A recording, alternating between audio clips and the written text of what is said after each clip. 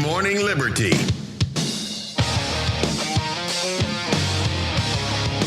Well, what is up, all of our liberty-loving friends? This is another fantastic episode of Good Morning Liberty. My name is Nate Thirst, and across from me is Mr.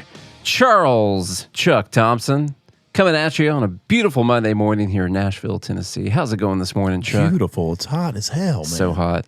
Freaking climate change, man. Hell it's has terrible. descended upon us. I know. I don't remember it being this hot on this date in history. No. So I think this must be a record right now. Yeah. It's probably the hottest day in the last 50 years. Yeah. Or something like that. We went to a wedding this weekend south of Knoxville, Tennessee. Charlie and I did. We crashed a wedding. Congrats to Josiah and Sam. Baker, yeah, if you just want to go ahead and give out you have their social security number you want to give out too? No, but they're well known. What's their address? They're well known public servants. We went. It was a very libertarian wedding. Like I found that out that it was going to for sure be like that because when I went to the gift registry, the top recommended option was to donate to the Libertarian Party of Tennessee Mises Caucus, and so like that was their gift registry on there.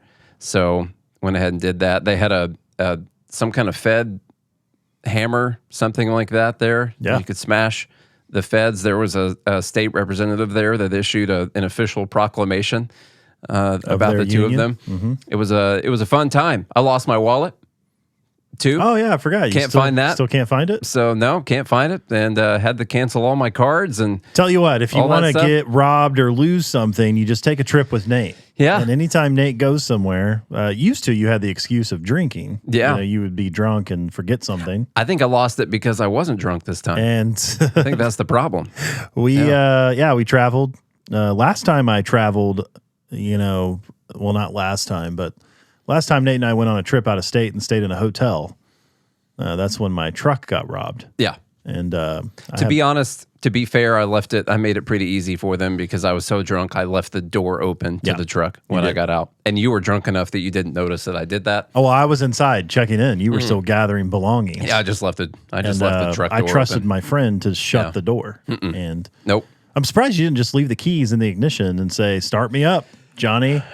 I thought about it. Didn't have time. Anyway. Okay, well, this is Good Morning Liberty. We talk about life, liberty, and the pursuit of meaning every single day of the week we want to. Make sure you smash follow, subscribe, do all of those things. Come hang out with us on X. We've done something to displease the algorithmic Elon Grok gods on X recently, and it seems like it just got basically shut down over the last 10 days or so.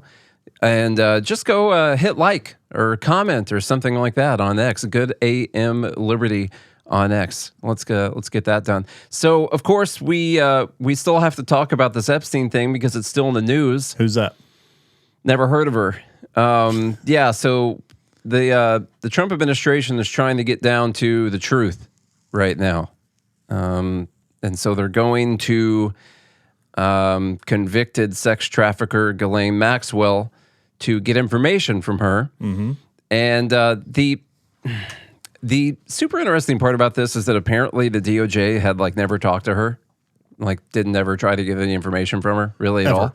And of course, during her trial, she was trying to plead not guilty, and so she's not just going to give up all this information. Well, in fact, they're still appealing her conviction to the Supreme Court. So, in fact, I believe they're filing that paperwork today. They just read it. Yeah, Ghislaine Maxwell filed Supreme Court brief appealing Epstein conviction. Says Maxwell pressed ahead with an appeal to the Supreme Court on Monday, seeking to overturn her conviction on the grounds that she was unlawfully prosecuted for sex trafficking minors with Jeffrey Epstein. This goes back to the fact that Epstein was given a completely normal deal by the U.S. When he was in trouble down there in Florida, where he got 13 months, I think, with a 12-hour work release, and any of his co-conspirators got immunity too. Mm-hmm. Couldn't go after any of them. And so they say that this prosecution of Ghislaine Maxwell that sent her to prison for 20 years is illegal. Was illegal because they made a deal not to prosecute any of his co-conspirators. Yeah. Or associates. So anyhow, that's why she is even for appealing. Future crimes. Yeah, it's so super normal deal Now, for the people other thing to have. I know, I think as well, Nate, correct me if I'm wrong here, but they gave Maxwell additional immunity to speak about things that she may not have been. They did. Charged with, so that she could speak freely. They forever did hold her peace. So they gave her what they call limited immunity, from what we're told. They gave her limited immunity, and they talked to her. We're going to watch the news clips, one from CNN, one from Fox News, and then we're going to get a copyright violation on YouTube and won't be able to release this episode for a week. But anyhow, that's beside the point. We're going to play a couple clips here from CNN and Fox News, and they're going to mention that whole thing for sure. Here's the CNN clip. Justice Department planned to do with everything Ghislaine Maxwell told them yesterday and today. Her lawyer says she answered questions about roughly 100 people during her meetings with Deputy Attorney General and former personal attorney to President Trump, Todd Blanche. CNN Chief Legal Affairs Correspondent Paula Reed is with us on this. She is tracking all of the details. Do we know anything else about what they discussed, Paula? Well, we're learning a little bit, but there's still more questions than answers. We know the two sides met today for about 3 hours. After talking through the day yesterday, once again, her lawyer said she answered every question that she was asked. She did not invoke privilege. And when really pressed on exactly what she's being asked about, her lawyer said that they've asked about every single possible thing you can imagine, but then revealed that she was asked about maybe 100 different people. She answered questions about everybody and did not hold anything back. I think that's sort of the biggest headline we've gotten out of these meetings so far. He was also asked about, where he sees all this going. Let's take a listen to what he said. How about, real quick, Yep. how about we just record the interview? Well, they tried to, And but then release the it. camera malfunctioned. So, yeah, we're okay. not going to be able to get that. Let's just release the tapes. No, that was actually one of the first things I was going to say. Like we need a lot of transparency in this process for obvious reasons. There are plenty of theories floating around out there, and no one really trusts anyone to be truthful on this at all. We would like to know about who are the 100 people that they asked about. Maybe we're going to get that information, maybe not. I would hope that this interview was recorded. Maybe not. Not sure. I'm sure it was, like, for a legal How about we just proceeding. It has to be recorded. Let's get Ghislaine Maxwell a cell phone so she can start a 187-part series on TikTok and YouTube. It would go pretty well. I think, she'd be just fine. Should be fine. Now, of course, you have to take everything she says with a grain of salt. You don't know, exactly what the truth is, but you could put some corroboration together based on what this person is saying, who had probably the closest ties to Jeffrey Epstein. Definitely. And so I probably there's some vital information in there that they should have recorded and just released to the public. My question would be, well, let's play this video and then let's get back into this conversation. That was the CNN version. Here's the Fox News version. For contrast, like the CNN version mentioned something I didn't know, which is that Todd Blanche, who's the Deputy Attorney General, was also Donald Trump's former personal attorney for some other stuff. CNN thought it was important to mention the fact that the person who went to question Maxwell about the people that may or may not be on the list was also Trump's former personal attorney. Maybe that's important information. Maybe that's just CNN trying to plant little ideas in your head while you think about this story. I don't know. Here's the Jesse Waters version. Fox News alert. Theirs is an alert, so you already know that this is more important than the CNN clip that we just played, okay?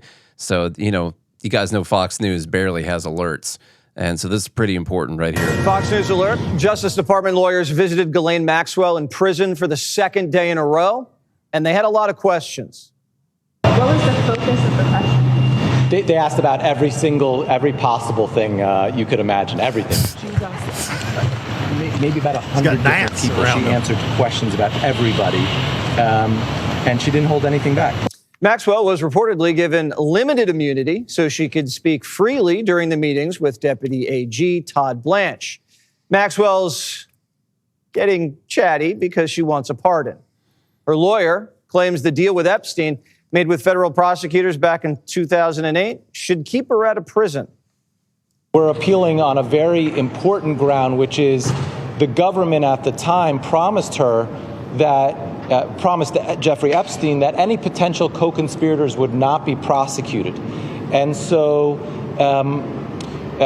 she deserves that promise. President Trump is the ultimate deal maker. He knows that a promise made on behalf of the government should bind the government. But Donald Trump says the thought of a pardon hasn't even crossed his mind. Would you consider a pardon or a commutation for Ghislaine Maxwell if she's cooperating? It's something I haven't thought about. It's really something recommended. It's something I'm allowed to do it, but it's something I have not thought about. All right. That's what we get from the Fox News side. So, yeah, we got the limited immunity. A lot of people are talking about a pardon. Trump at one point says he hasn't thought about it. He says that in that clip. He also says that in this clip from while he was in Scotland over the weekend. Different. Maybe it's not. I don't know. But maybe it's slightly different. Mr. President, you completely rule out a pardon for Ghislaine Maxwell who landed. Is that something you would ever consider, and why? Pardon for who? For Ghislaine Maxwell. For who? Well, I'm allowed to give her a pardon, but nobody's approached me with it. Nobody's asked me about it. It's in the news about that aspect of it, but right now it would be inappropriate to talk about it. So, Mr. President. All right, so now it's inappropriate to talk about it right now. I do love how he always leaves everything on the table. It's always open. It's always open. All the options are out there. He's not going to shut anything down. He's not very definitive. He's a true negotiator. So here's one more, and then we'll be done with the clips on this. Todd Blanche interviewing Ghislaine Maxwell. What are you hoping that they get out of that? I really have really nothing to say about it. She is being talked to by a very smart man, by a very good man, Todd Blanche. And I don't know anything about the conversation. I haven't really been following it. A lot of people are asking me about pardons. Obviously, this is no time to be talking about pardons. But a lot of people have asked about pardon. This is just not a time to be talking about pardons. Todd will come back with whatever he's got. You're making a very big thing over something that's not a big thing. You should be talking about, if you're going to talk about that, talk about Clinton, talk about the former president of Harvard. All right, we know that. Yep. We know all that stuff. If you're going to talk about that, let's talk about the distractions. Yes. Well, I think he also doesn't just want all the heat to be on him. He's definitely in the files in one way, shape, or form, and he wants to make the point that there's other people you could talk about, not just the sitting president of the United States. The guy that was president 30 years ago is also in the files, and so we should talk about that quite a lot. So in that clip, he says, "Yeah, a lot of people have been asking me about a pardon." In the first clip, he said, "No one's really brought it up to me," but maybe he just got asked about it a bunch that day, and by the day news after that. So yeah, I've seen a few things come across to the group here. It does feel like the idea is being floated out there to see how people will feel about it. How are people going to react to it? I saw a lot of the influencers on X asking the question like, what would make a Ghislaine Maxwell pardon okay in your eyes? Like, we know that she was working with Epstein to sex traffic maybe 1,000 girls to no one. And we know that was happening. To no one. And so what would make it okay? And my answer, I think I commented back on someone's page, was you would need not just, so you got to remember, if she just goes in there and she's like, yeah, we did this for this person and this person went to the island and they were banging girls and doing all that, that's not going to hold up in court. All right. Apparently, they say they have no videos of anything. It was just all child porn, basically, like commercial child porn, not even stuff that they had filmed, but it was just like commercial child and porn. all just massages. Yeah, and they just got massages for their massage training business that they were running on the side. They just videoed those massages that were completely on the up and up. Here's the thing, though. It could, if you have names, you can then investigate the person. You could. And the person could have child porn on their computer. Yeah. They could have searches about certain things. There's ways to find evidence, even if you don't have, the smoking gun, so to speak. At least you could hold the government accountable because they probably already have the names. You can hold the government accountable to why are they not investigating these people? Yeah. Why are we not finding evidence to charge them with the crimes that they deserve to be charged with. I would say, like, for me, to make it worth it, if she informed on like 100 people, which is what they said that she answered questions about 100 people. So let's say half of them, she was like, no, they didn't do anything. The other half, she was like, oh yeah, for sure. They did this, this, and this. I would have to see all of those people get like convicted, or like 90% of them get convicted. And I don't know if the information she's going to give is going to be any different from the names that the government already has on the list that in their files. So is she really going to provide any useful, actionable information or evidence that could actually lead to a new criminal investigation?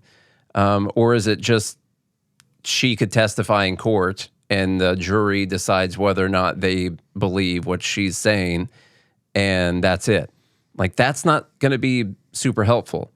And then there's the other question, which is, are you going to trust the names that she gives out anyway?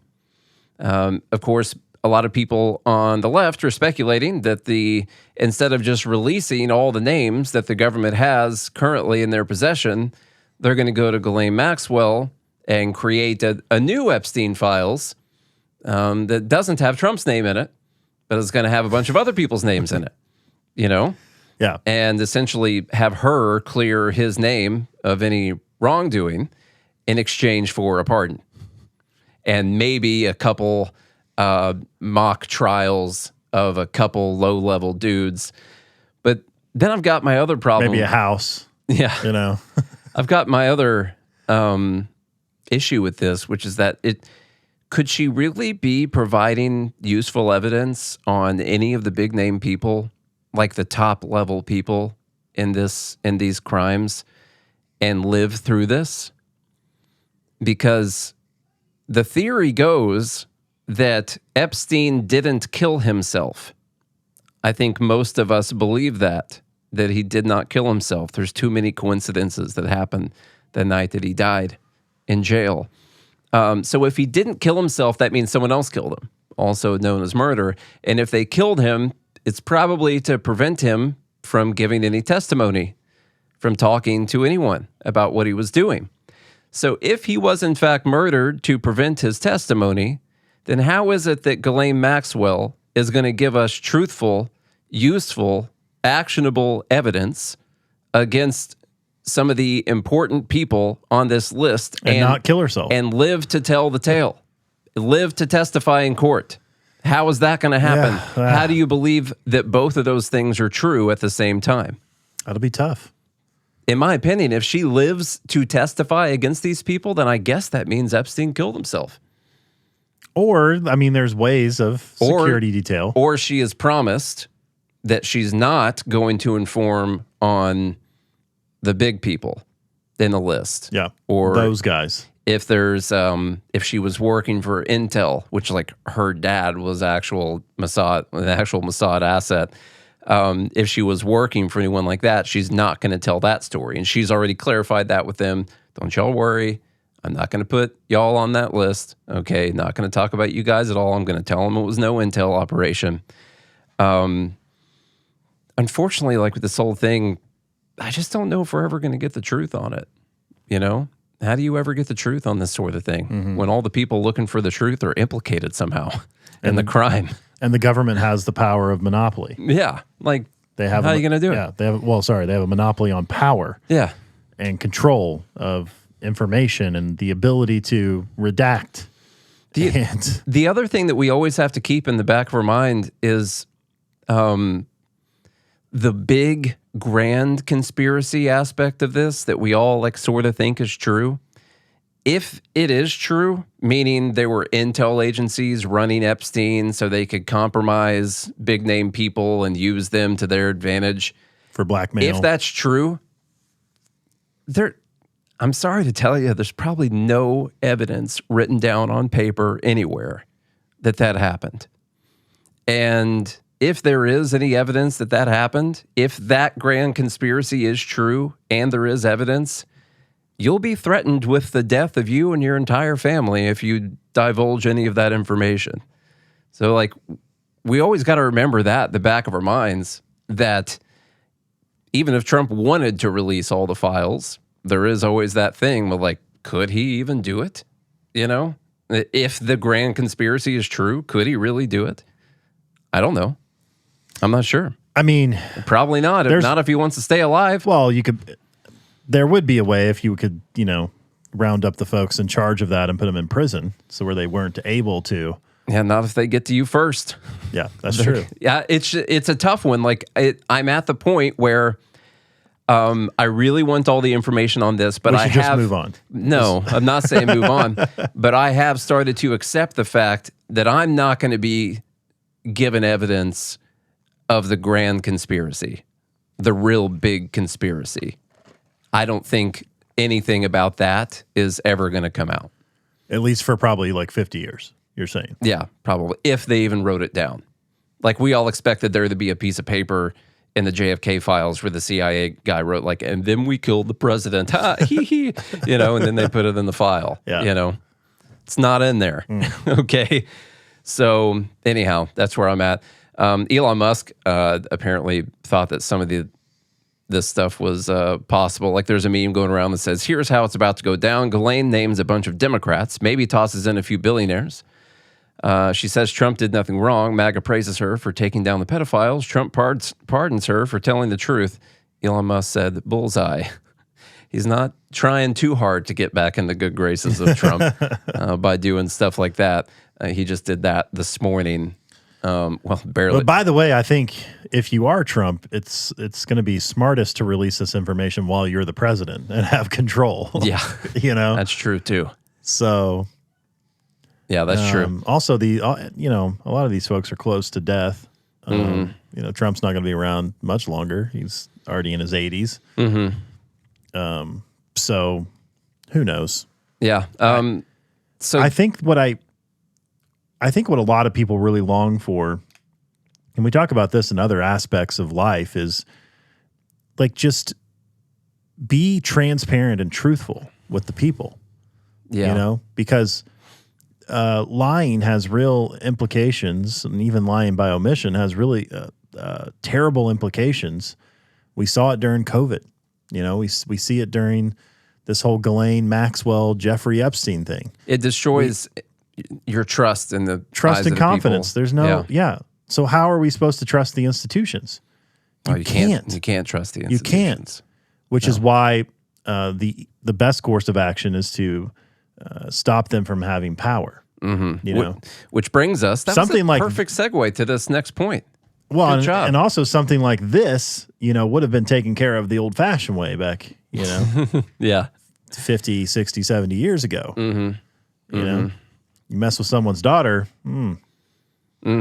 justice will be served. So from what is it, Dan Bongino, deputy director of FBI, I guess? Yeah. Is that what they call that, deputy director? Dan Bongino. Less than director. Yeah. Yeah.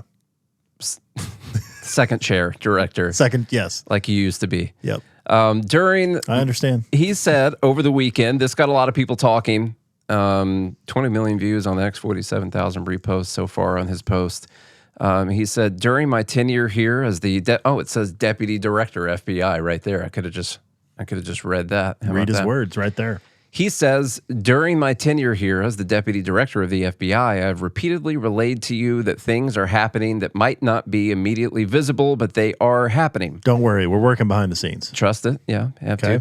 The director and I are committed to stamping out public corruption and the political weaponization of both law enforcement and intelligence operations. It is a priority for us. But what I have learned in the course of our properly predicated and necessary investigations into these aforementioned matters has shocked me down to my core. Ooh. We cannot run a republic like this. I'll never be the same after learning what I've learned. We are going to conduct these righteous and proper investigations by the book and in accordance with the law. We are going to get the answers we all deserve. As with any investigation, I cannot predict where it will land, but I can promise you an honest and dignified effort at truth, not my truth or your truth, but the truth. God bless America and all those who defend her. Respectfully, Dan. So that's what we got from him. So the important line there that everyone was talking about over the weekend, what I've learned has shocked me down to my core. We cannot run a republic like this. I'll never be the same after learning what I've learned. What has he learned? And this is what happens when outsiders go to Washington. Yeah, and I've never. Oh my God, it's a lot more evil and disgusting than I could ever even have imagined. I never listened to Bongino's show. I don't know anything about Bongino at all. There's a lot of people who seem to trust in him a lot. That he is a good guy who is going to tell the truth about stuff, and overall, just a good dude. I don't know. Some of the people I've seen say that. I trust that they are good people and that they do their due diligence. And so the Fed Haters Club is saying that he's not a total outsider. He's former Secret Service. Oh, that's true. Is that true? Yeah. Okay. So he's been in law enforcement. He's been there. Yeah, kind of like Daryl Cooper used to work for the Defense Department. Yeah. Mike Baker just had that interview on Joe Rogan. He used to be CIA. And it's funny, like once these people come out and start saying things that are against the state, I guess that gives them all the trust in the world because they're saying those things. They could still be running the op on us.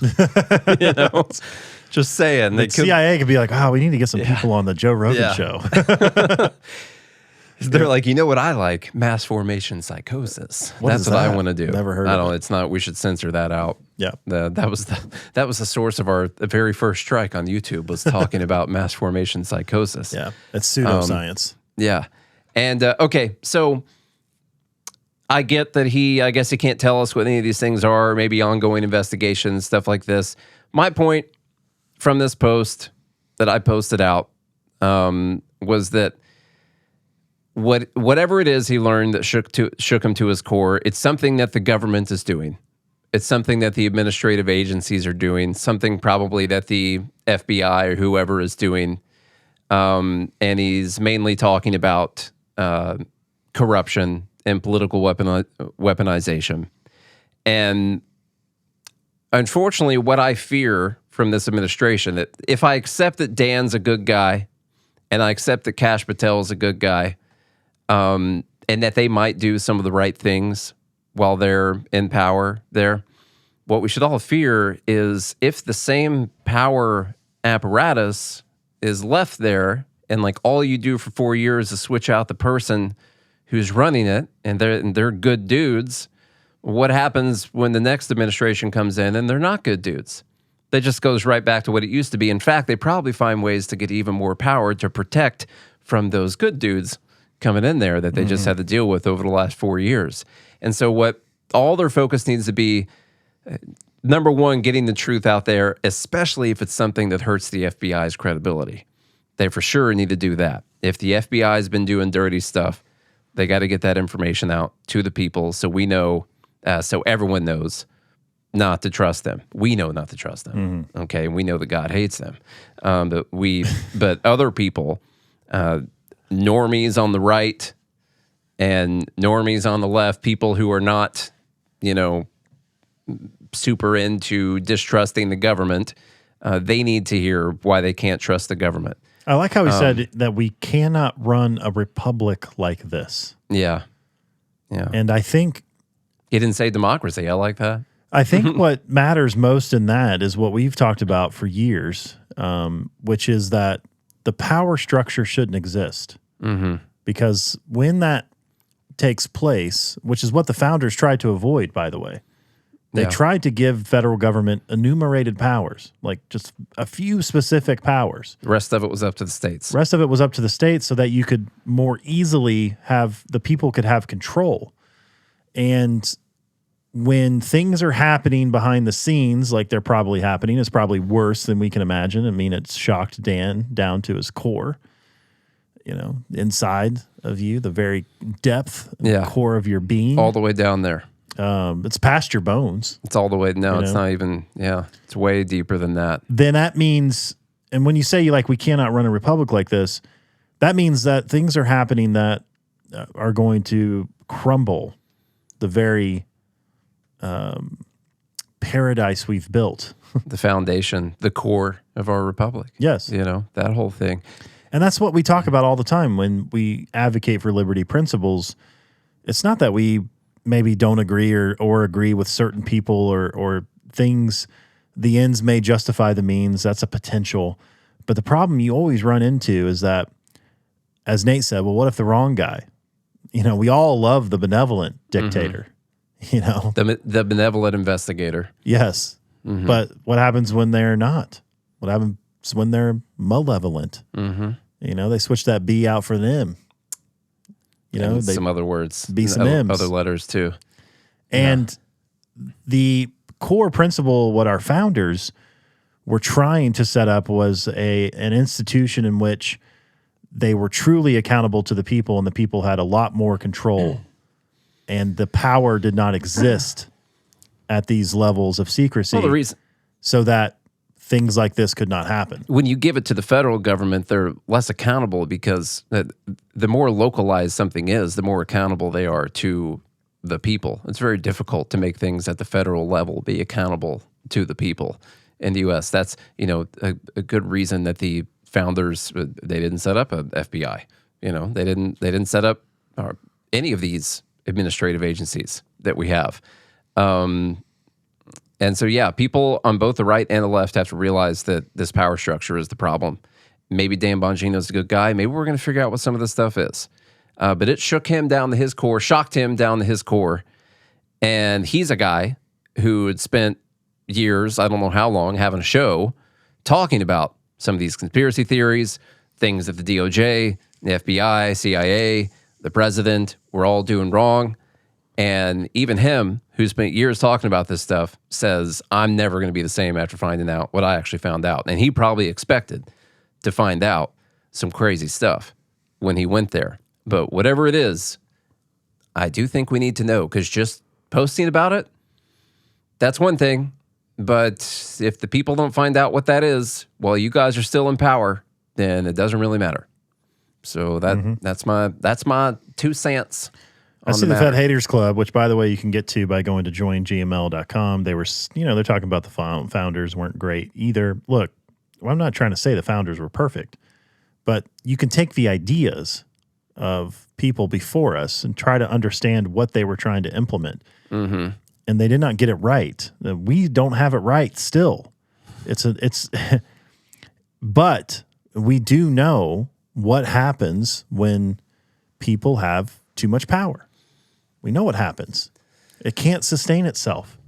Do you want to go to, let's see, there's a big Trump tariff deal announcement over the weekend. Interesting thing that Doge apparently is looking at doing, that the WAPO is talking about, or the stabbing that happened at the Walmart over the weekend. I think 11 people got stabbed or something. Which one of those do you want to talk about? I think let's do the stabbing, because I'm pretty sure that ended with a white pill. It did. That's why I put it in here. You didn't bring in the controversy over the Sidney Sweeney American Eagle ad? That apparently... Well, I didn't offer that as an option, but... Apparently she's completely... it's a Nazi ad. It's a Nazi ad. Yeah, for sure it's a Nazi ad. Blonde hair, blue eyes, which is fake blonde hair, by the way. I don't think she has real blonde hair. I did bring it in. I just kind of felt weird playing some of the videos on here, honestly. Yeah, I mean, you didn't have to play that one. There's different ones. That's a pretty big one. It's pretty big ad there. Did we just switch from the white pill to Sidney Sweeney? Is that what happened? I don't know. I was just wondering if you brought it in or not. Well, I just didn't know if I could wait until Dumb Bleep to talk about the Sidney Sweeney thing. Yeah. If no one has seen it yet, sort of a dumb thing going on, which is that American Eagle is using Sidney Sweeney to advertise these American Eagle jeans. Maybe she has her own line. I'm not sure. I had seen talks that she was going to do her own line of stuff, but maybe I also it wasn't saw like jeans. This is a remake of Cindy Crawford or something like that from the I don't know 80s. I'm not sure. Obviously using sex to sell, which often is not determining the point of it. traits like hair color, personality. So here's that. Genes are passed down from parents to offspring, often determining traits like hair color, personality, and even eye color. My genes are blue. Sidney Sweeney has very genes. It's a funny And apparently, it's a funny line. This is for sure Nazi propaganda. It's definitely Nazi propaganda. That's what we're seeing right now. Like this person who says, I guess it was only a matter of time before Sidney Sweeney started doing Nazi shit. That's what the post said. Okay. Another one saying sexualizing the F out of her and hinting at Nazism. Let's see. That was just a funny one there. It's another post from Sidney Sweeney has great genes. Jeans. Hey, eyes up here. Sidney Sweeney has very genes. Okay, so now the gist of the argument is, here's a really big post says, oh yeah, like genes, I get it. She has good genes, like she has good genes, like in a Nazi way, totally. That one's got 4.6 million views right now. And then there's this nice post right here. American Eagle is making, should we be surprised that a company whose name is literally American Eagle is making fascist propaganda like this? Probably not, but it's still really shocking. Like a blonde-haired, blue-eyed white woman is talking about her good genes. Like, that is Nazi propaganda. How do they equate this stuff in their mind? Like, it's so ridiculous. What they're mad about, I'll just be totally upfront with you. What they're actually mad about is that instead of, and I mean no offense to anyone out there at all, but instead of doing like woke fat people advertisements, which is what American Eagle has been doing, they're actually using an attractive female to advertise their jeans. Oh, that's debatable. But so they're mad about that. Yeah. Okay. Yeah. I've heard she's attractive. Mm-hmm. Like that's what they're mad about. She's not fat. No. So there's that. There is that. Yeah. And so since they're talking about her genes, well, that goes back to Hitler, of course, because he just wanted them pure, Aryan genes out there, and wanted the blonde hair, blue-eyed people. And so now you got a blonde hair, blue-eyed girl talking about how she's got good genes. I think it's actually kind of funny. I don't think American Eagle is trying to do any Nazi propaganda. They're definitely not. I do think it is in fact, scientifically accurate that your genes, not the ones that you wear, but the ones that like make up you, those kind of genes with a G, that those do kind of determine a lot of things about you, your looks, many other qualities, your hair color, your eye color, whatever. Okay. And so using a allegedly attractive female and saying that she has good genes while advertising jeans that she's wearing is just kind of a funny ad. Yeah. I don't think it's Nazi. It's definitely not Nazi. It's not Nazi propaganda. It's funny to watch people lose their minds over this. So also, that she's a white woman with blue eyes. I don't understand. Yeah, she is, but she's got fake dark hair until she dyes that stuff. Mm-hmm. Actually looks like she would have a little bit lighter hair color. Yeah, that's what's going on right now. Just a few words on the stabbing that occurred in Traverse City, Michigan over the weekend. I guess 11 people got stabbed by this dude who, by all accounts so far, what I've seen is crazy. Pretty much Bradford James Guile, 42-year-old guy from Michigan, previously lived there in Traverse County, Grand Traverse County. I went to a Walmart, started stabbing people. Many of them like older people who I guess couldn't get away from him. And luckily, no one died. That's good. That is good. But the stabbing, it did like for instance, one of these, let me see. No, it's not this article.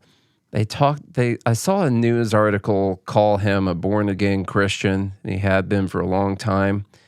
And part of him being a born-again Christian, which they did eventually get to in the article, was that he wrote a book called The Book of I, Jesus Christ, and he had talked about his many lives he had had before this one, and one of them was that he was Jesus. I don't think Jesus walked around stabbing people. Just so you know, so with stuff like that. I did see, interestingly enough, from NBC News, they talked about people subduing the stab. I was normally it'd say like gunman. The assailant. The assailant. Okay. The assailant. Officials have said Good Samaritans in the store subdued the attacker before officers arrived and could arrest him. This is from NBC. Martell said that was happening on the other side of the store from where she ended up. Michael Miller, 34, said he was one of those people. He, along with his fiance and 4 of their kids, heard what they described as blood-curdling screams when they walked into the Walmart. Ling grabbed the young girls and pulled them behind the bread rack.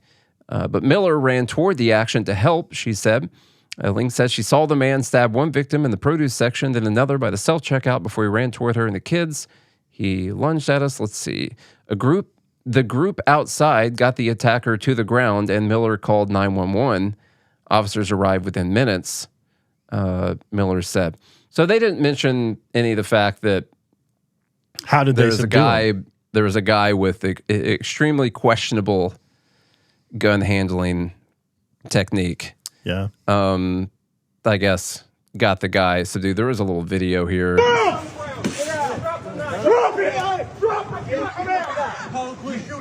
it! Throw the knife that way! Throw it away! Throw it away! Hey, he hasn't dropped it. I like the guy with the shopping cart between them. That's a good tactic. Hey, making sure, can't get too close. Yeah.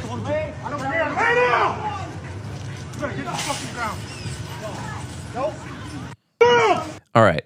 So the guy, let me get his name real quick. This concealed carry hero over here, Derek Perry. There you go. Local resident hero who held him back at gunpoint is a man named Derek Perry. Thank you to him for stopping that lunatic. That's why it's important to conceal carry. You never know. Especially, I need to conceal carry more because of where I live. But you're probably good. There's been a few shootings and stabbings and stuff, and it's been 3 mass shootings in the town I live in. Since I moved here, like actual mass shootings since I moved here, like real ones. Yeah, it's got to be a pretty high amount of mass shootings for one city to have. I don't know. Now I am happy that the good guy with the gun was able to stop this man from continuing. Yeah, obviously he looked like he feared for his life. Not only the guy with the gun, the guy with the knife was like, okay, well, I don't want to die, so I'm going to stop stabbing people at the very least. However, I would probably just do a little bit of training. Yeah, I mean, and make sure that don't want to criticize the guy. No. But I fear for his safety. If he were to actually have to use it, everyone knows. I mean, everyone can point this out. You don't want to have your, first off, turning it sideways. Your aim is going to be way more difficult. Well, when you're that close, that doesn't really matter. No, I guess it's more so you don't want to put your thumb over this on the slide. On the slide, yeah. You don't want to. Yeah, you don't want to. That's gonna. I don't know that it would necessarily prevent if you have one in the chamber. Oh, you're gonna go. It's gonna go off. It's just it might take your thumb with it. Well, it would prevent a reload. That's for sure. If you keep if you keep it from ejecting or what? No, what I'm saying is that the automatic reload probably wouldn't take place. Okay. I don't know. I think the gun might overpower whatever strength your thumb has on it. It's just going to take your thumb right off.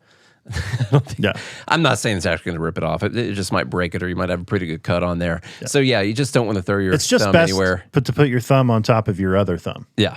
But regardless, the guy did a good job. Brave getting up there. By the way, also you could see his other finger is down the barrel of the gun. He's not actually on the trigger yet. Yeah. So he wasn't planning on pulling the trigger at that moment. Maybe didn't look like he was going to accidentally. Maybe at the moment he went to pull the trigger, he would have known to take his hand off, and he was just trying to be really scary to the guy at that moment. It's possible. at the moment he needed to shoot, which, by the way, standing that close to a guy with a knife when you have a gun and you don't have your finger on the trigger, like, it's not, you could be kind of even at that point. It's kind of dangerous to be close. Bring a gun to a close knife fight. Yeah, it's true. That's what they say. But, I mean, the guy's brave to go up there next to a dude with a knife who just stabbed that many. The articles didn't mention Yeah, this. I mean, I read a couple articles, one from WAPO and one from NBC, and like NBC, literally, they mention several paragraphs or lines here about people subduing him. They don't say anything about a guy with a gun stopping him. They actually are profiling this guy named Michael Miller and saying he was one of those people, and they talk, and maybe this. So they're leaving out the black guy, the Derek guy. They're racist. That's what it is. Jesus. Yeah. That's what happened. They just don't like it when a black person saves someone's life. It just goes against their narrative, I guess. Okay, it's time to get out of here, Charlie. All right. Well, if you all enjoyed that, then you're going to enjoy the rest of our episodes. So you might as well subscribe and share the show with a friend, a family member, or foe. Leave us a rating and review on Apple Podcasts and Spotify. Go to GodHatesFeds.com because he does. GodHatesFeds.com. Pick up some merchandise, and there you'll see a button that says Join GML. Just click that or go to joingml.com. Be part of the Fed Haters Club. Visit the links in the show notes to support the sponsors that support the show. And if you do all of that, we'll be back again tomorrow. Hope you have a good day and a good morning, Liberty.